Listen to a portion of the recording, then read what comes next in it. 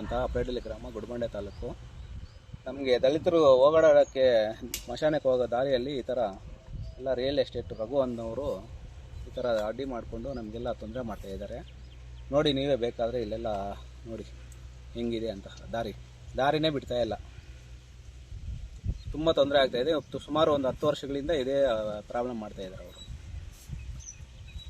ಸ್ವಲ್ಪ ಎಲ್ಲರೂ ಗಮನ ಕೊಟ್ಟು ಇದನ್ನ ಬಗೆಹರಿಸ್ಬೇಕು ಅಂತ ತಮ್ಮಲ್ಲಿ ಮನವಿ. ಈಗ ನನ್ನ ತಮ್ಮ ಆದ ಹುಡುಗ ನನ್ನ ಸಹೋದರ ಆಗಬೇಕು. ಅವನು ಈ ಥರ ಆಕ್ಸಿಡೆಂಟ್ ಆಗಿ ಡೆತ್ ಆಗಿದೆ. ಅವ್ನು ಎತ್ಕೊಂಬರ್ಬೇಕು ಅಂದರೆ ಈಗ ಬಾಡಿ ಎತ್ಕೊಂಬರೋಕೆ ಕೂಡ ದಾರಿ ಇಲ್ದಿರ ಮಾಡಿದ್ದಾರೆ. ಯಾವ ಜೀವನ ಸಾಗಿಸ್ಬೇಕು, ನಾವು ದಲಿತರಾಗಿ ನಮ್ಮ ತುಂಬ ಶೋಷಣೆ ಮಾಡ್ತಾಯಿದ್ದಾರೆ ಅಂತ ತುಂಬ ತೊಂದರೆ ಕೊಡ್ತಾಯಿದ್ದಾರೆ. ದಯವಿಟ್ಟು ಇದ್ರ ಬಗ್ಗೆ ಸ್ವಲ್ಪ ಎಚ್ಚರಿಕೆ ವಹಿಸಿ ಸರ್ಕಾರದವರು ಇದು ಜಾಗಕ್ಕೆ ಅನುಕೂಲ ಮಾಡಿಕೊಡ್ಬೇಕಾಗಿ. ಈಗ ಬಾಡಿ ಎತ್ಕೊಂಡು ಹೋಗಿ ಕೂಡ ಸ್ವಲ್ಪ ದಾರಿ ಕೂಡ ಇಲ್ದಿರ ಎಲ್ಲ ಬೇಲಿ ಗಿಡಗಳೆಲ್ಲ ಹೊಡೆದು ದಾರಿ ಗಡ್ಡ ಹಾಕಿದ್ದಾರೆ. ಇದರಿಂದ ನಮಗೆ ದಲಿತರಿಗೆ ತುಂಬ ಅನ್ಯಾಯ ಆಗ್ತಾ ಇದೆ.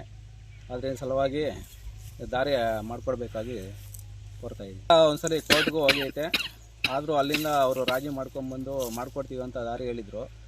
ಆದರೂ ಅವರು ಸಹ ಏನು ಕ್ರಮ ಕೈಗೊಂಡಿಲ್ಲ, ಹಾಗೇ ಬಿಟ್ಟಿದ್ದಾರೆ. 12 ಅಡಿ ಜಾಗ ಬಿಡ್ತೀವಿ ಅಂತ ಹೇಳಿದರು, ಅದು ಬಿಟ್ಟಿಲ್ಲ. ಈ ಥರ ತುಂಬ ತೊಂದರೆ ಕೊಡ್ತಾ ಇದ್ದಾರೆ ನಮಗೆ. ದಲಿತರಿಗೆ ಯಾವ ಥರ ಅನ್ಯಾಯ ಮಾಡಿರೋದು ಅನ್ನೋದು ಇಲ್ಲೇ ಕಾಣಿಸ್ತಾ ಇದೆ.